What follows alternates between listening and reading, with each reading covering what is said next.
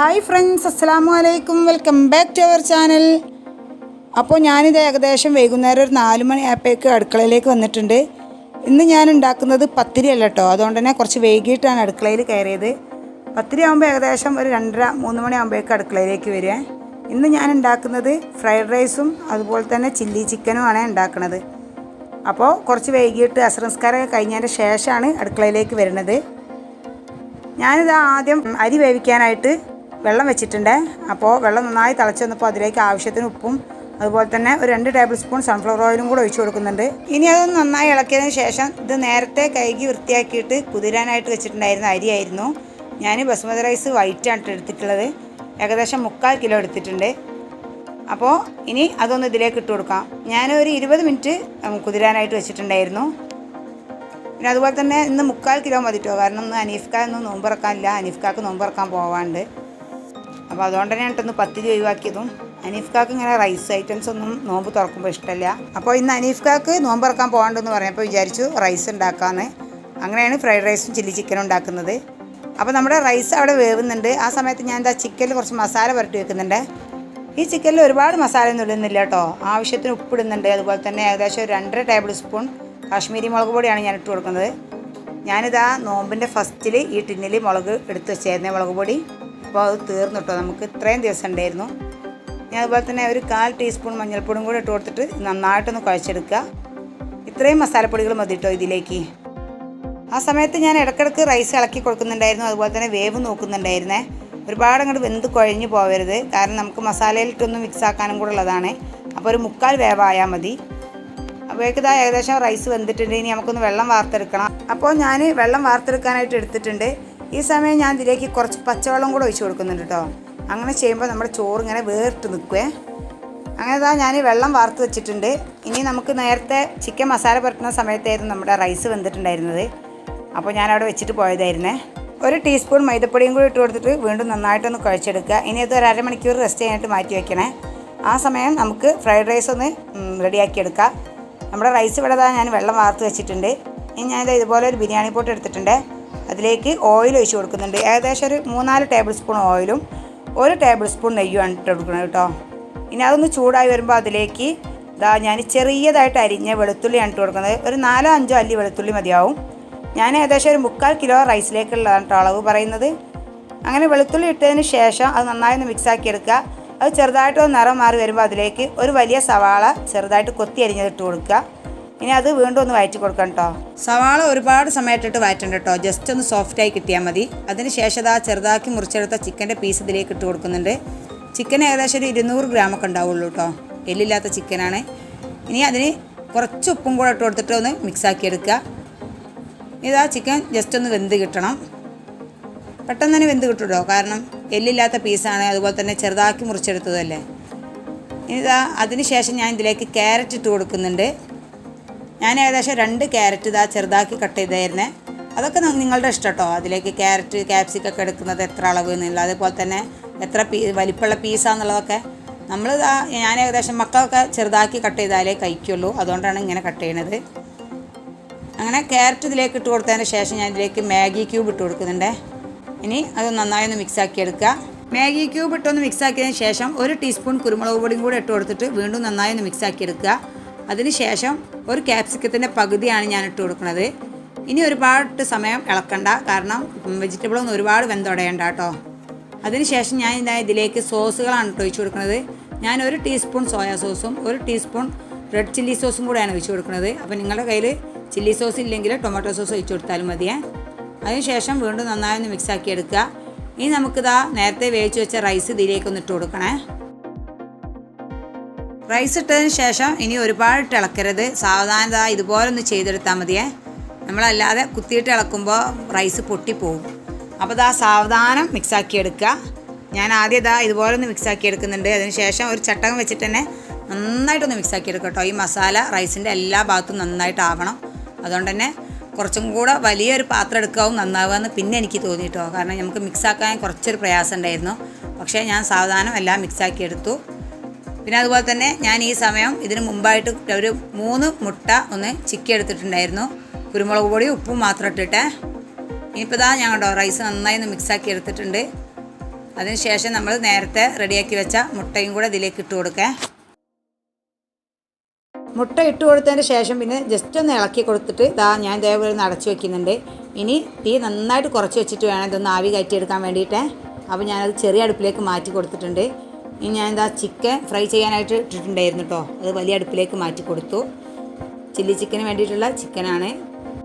അങ്ങനെ പിന്നെ ഞാൻ ചിക്കനൊക്കെ ഫ്രൈ ചെയ്ത് മാറ്റി വെച്ചു. ഇനി അതേ പാനിലേക്ക് തന്നെയാണ് ഞാൻ ഇട്ട് കൊടുക്കുന്നത്. ഏകദേശം ഒരു 8 അല്ലി വെളുത്തുള്ളി ചെറുതായിട്ട് അരിഞ്ഞത് ഇട്ട് കൊടുക്കുക ആദ്യം. ഇത് ഫ്രൈ ചെയ്ത ഓയിലിലേക്ക് തന്നെയാണ് ഞാൻ ഇട്ട് കൊടുക്കുന്നത്. ഈ വെളുത്തുള്ളി ഒന്ന് ജസ്റ്റ് നിറം മാറിയതിന് ശേഷം സവാള ഇട്ട് കൊടുക്കുകയാണ്.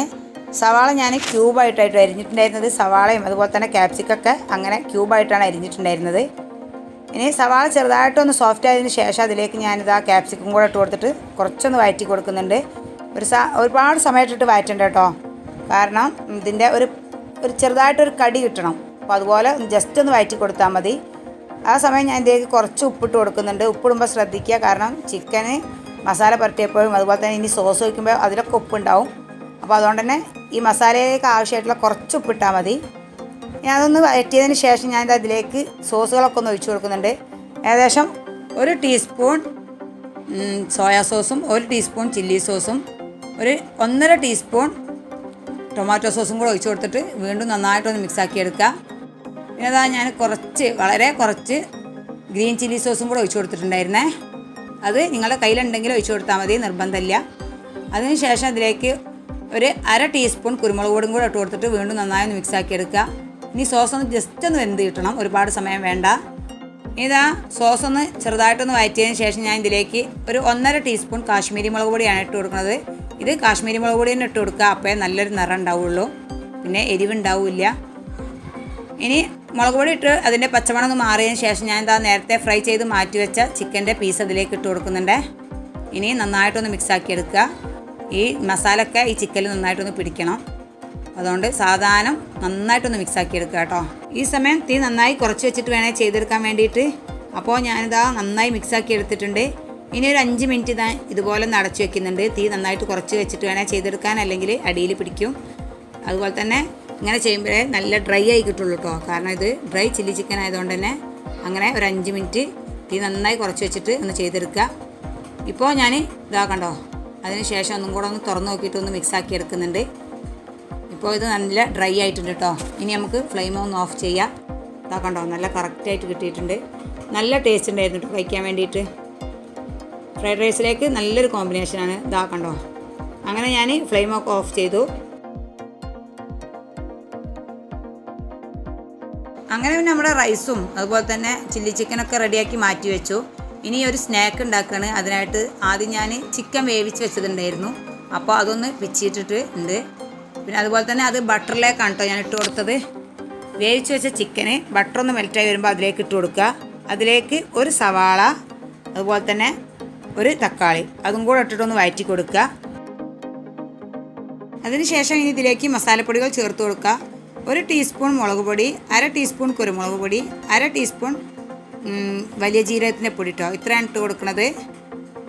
ഇനി ഇത് നന്നായിട്ടൊന്ന് മിക്സാക്കി എടുക്കാം. മസാലപ്പൊടിയുടെ പച്ചമണമൊക്കെ മാറിയതിന് ശേഷം ഒരു 5 മിനിറ്റ് ഒന്ന് അടച്ചു വെക്കുക കേട്ടോ. ഇതൊക്കെ ഒന്ന് തമ്മിലൊന്ന് ചേരാൻ വേണ്ടിയിട്ടാണ്. അതുപോലെ തന്നെ ഈ സവാളയും തക്കാളിയൊക്കെ ഒന്ന് നന്നായിട്ടൊന്ന് വെന്ത് കിട്ടുകയും ചെയ്യും കേട്ടോ. ഒരു 5 മിനിറ്റ് അടച്ചു വെച്ചതിന് ശേഷം ഞാനിത് തുറന്നിട്ട് ഇതിലേക്ക് കുറച്ച് കസൂരി മേത്തിയും അതുപോലെ തന്നെ കുറച്ച് മല്ലിച്ചപ്പും കൂടെ ഇട്ട് കൊടുക്കുന്നുണ്ട്. നിങ്ങളുടെ കയ്യിലുണ്ടെങ്കിൽ ഇട്ട് കൊടുക്കുക, നല്ലൊരു ഫ്ലേവർ ആയിരിക്കും. അതിനുശേഷം വീണ്ടും ഒന്ന് മിക്സാക്കിയിട്ട് നമുക്ക് ഫ്ലെയിം ഒന്ന് ഓഫ് ചെയ്യാം. ഇനി നമുക്ക് ഇതിലേക്ക് ആവശ്യമായിട്ടുള്ള ഒരു ബാറ്റർ തയ്യാറാക്കണം. അതിനായിട്ട് ഞാൻ ഏകദേശം 2 മുട്ട എടുത്തിട്ടുണ്ട്. മുട്ട ഒരു മിക്സിയുടെ ജാറിലേക്ക് പൊട്ടിച്ചൊഴിച്ച് കൊടുക്കുക. അതിനുശേഷം അതിലേക്ക് 1/2 കപ്പ് പാല് അതിനൊഴിച്ച് കൊടുക്കുന്നുണ്ട്. അതുപോലെ തന്നെ 2 ടേബിൾ സ്പൂൺ സൺഫ്ലവർ ഓയിലും ആവശ്യത്തിന് ഉപ്പും കൂടെ ഇട്ട് കൊടുക്കുക. ഉപ്പിടുമ്പോൾ ശ്രദ്ധിക്കുക, നമ്മൾ മസാലയിലേക്ക് ഉപ്പിട്ടതാണ്, അപ്പോൾ ഈ ബാറ്ററിലേക്ക് ആവശ്യമായിട്ടുള്ള ഉപ്പ് മാത്രം ഇട്ടാൽ മതിയാവും. ഇനി ഇത് നന്നായിട്ടൊന്ന് അടിച്ചെടുത്തിട്ട് വരിക. അടിച്ചെടുത്തതിന് ശേഷം ഇതിലേക്ക് ഏകദേശം 1/2 കപ്പ് മൈദ കൂടെ ഇട്ട് കൊടുത്തിട്ട് വീണ്ടും ഒന്ന് അടിച്ചെടുക്കണേ. അതുപോലെ തന്നെ ആ സമയം ഞാൻ ഒരു നുള്ളി ബേക്കിംഗ് സോഡ കൂടി ഇട്ട് കൊടുക്കുന്നുണ്ട്. നിർബന്ധമില്ല, വേണമെങ്കിൽ ഇട്ട് കൊടുത്താൽ മതി, പക്ഷേ ഒന്നും കൂടി ഒന്ന് സോഫ്റ്റ് ആയി കിട്ടും കേട്ടോ. അല്ലെങ്കിലും അത്യാവശ്യം സോഫ്റ്റ് ഉണ്ടാവും, പക്ഷേ ബേക്കിംഗ് സോഡ കൂടെ ഇട്ട് കൊടുത്താൽ ഒരു പിഞ്ച് മതിയാവും, നല്ലൊരു സോഫ്റ്റ് ആയി കിട്ടും. ഞാൻ അതിന് ശേഷം നന്നായിട്ടൊന്ന് അടിച്ചെടുത്തിട്ടുണ്ട്. ഇതാണ് കേട്ടോ ഇതിൻ്റെ ഒരു പാകം. ഈ ഒരു ലൂസിലാണ് ഇത് വേണ്ടത്. ഇനി ഞാനൊരു പാൻ അടുപ്പത്ത് വെച്ചിട്ടുണ്ട്. ഞാൻ ഇതാ ഇതുപോലെ ഒരു പാനാണ് വെച്ചത്. ഇതിലേക്ക് കുറച്ച് നെയ്യിട്ടതിന് ശേഷം അതൊന്ന് മെൽറ്റായിട്ട് എല്ലാ ഭാഗത്തും ഒന്ന് ആക്കി കൊടുക്കുന്നുണ്ട്. അതിന് ശേഷം നമ്മൾ നേരത്തെ റെഡിയാക്കി വെച്ച ബാറ്റർ ഇതാ മുഴുവനായിട്ടും ഇതിലേക്ക് ഒഴിച്ചു കൊടുക്കുക. ഇതാ ഞാൻ മുഴുവനായിട്ടും ഒഴിച്ചു കൊടുത്തിട്ടുണ്ട്. ഇനി നമുക്ക് നേരത്തെ റെഡിയാക്കി വെച്ച മസാലയില്ലേ, അത് എല്ലാ ഭാഗത്തും ആയിട്ട് ഇട്ട് കൊടുക്കുക കേട്ടോ. ഇത് ബാറ്റർ ഒഴിച്ച് അപ്പം തന്നെ ഇട്ട് കൊടുക്കേ. ഇതാ ഞാൻ എല്ലാ ഭാഗത്തും ഇട്ട് കൊടുക്കുന്നുണ്ട്. ഇതിൽ മസാല ചിക്കനാണ് കേട്ടോ കൂടുതൽ വേണ്ടത്, അപ്പോഴാണ് നല്ലൊരു ടേസ്റ്റ് ഉണ്ടാവുക. അപ്പോൾ ഞാൻ എല്ലാ ഭാഗത്തും ഒരു സ്പൂൺ വെച്ചിട്ട് ഇട്ട് കൊടുക്കുന്നുണ്ട്, അപ്പോഴേ എല്ലാ ഭാഗത്തും ആയി കിട്ടുള്ളൂ. അതിന് ശേഷം ഞാൻ കുറച്ച് ചപ്പും കൂടെ ഇട്ട് കൊടുക്കുന്നുണ്ട്. ഇനി നമുക്കിതൊന്ന് അടച്ചു വെച്ചിട്ടൊന്ന് വേവിച്ചെടുക്കണം. ഏകദേശം ഒരു 10-20 മിനിറ്റ്, അപ്പോഴേക്കും ഇത് റെഡി ആയി കിട്ടും കേട്ടോ. പിന്നെ അതുപോലെ തന്നെ ഇതുവരെ ഞാൻ പാനിൻ്റെ അടിഭാഗത്ത് മറ്റൊരു പാൻ വെച്ചിട്ടുണ്ടായിരുന്നില്ല. ഇനി ഇതാ ഇതുപോലെ ഒന്ന് ചെയ്തെടുക്കാം കേട്ടോ, അല്ലെങ്കിൽ അടിഭാഗം പെട്ടെന്ന് തന്നെ കരിഞ്ഞു പോകും. അപ്പോൾ ഞാൻ ഇതുപോലെ ഒരു പഴയ പാന് അടിയിൽ വെച്ച് കൊടുത്തിട്ടുണ്ട്. പിന്നെ നിങ്ങളുടെ കയ്യിൽ ഈ സമയം ക്യാപ്സിക്കം ഉണ്ടെങ്കിൽ ഒക്കെ ഇതിൻ്റെ മുകളിലൊന്ന് വെച്ച് കൊടുക്കാം കേട്ടോ. ഒരു ഭംഗിക്ക് വേണ്ടിയിട്ട് മാത്രമാണ്. ഞാൻ എൻ്റെ കയ്യിൽ ക്യാപ്സിക്കം തീർന്നിട്ടുണ്ടായിരുന്നു, അപ്പോൾ അതുകൊണ്ട് തന്നെ തക്കാളി ഇതുപോലെ ഒന്ന് കട്ട് ചെയ്തിട്ട് വെച്ച് കൊടുത്തിട്ടുണ്ട്. അപ്പോൾ ഇനി നമുക്ക് ഏകദേശം 10 മിനിറ്റൊക്കെ ആയിട്ടുണ്ട് കേട്ടോ. ഇനി ഒരു 10 മിനിറ്റും കൂടെ മതിയാവും, കാരണം ഇപ്പോൾ തന്നെ സൈഡിൽ നിന്നൊക്കെ വിട്ട് വന്നിട്ടുണ്ട്.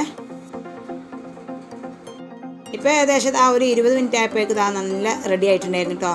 ഉൾഭാഗമൊക്കെ നന്നായിട്ട് വെന്തിട്ടുണ്ട്. ഞാൻ ഇതൊരു പാത്രത്തിലേക്ക് കൊട്ടിയിട്ടുണ്ട്.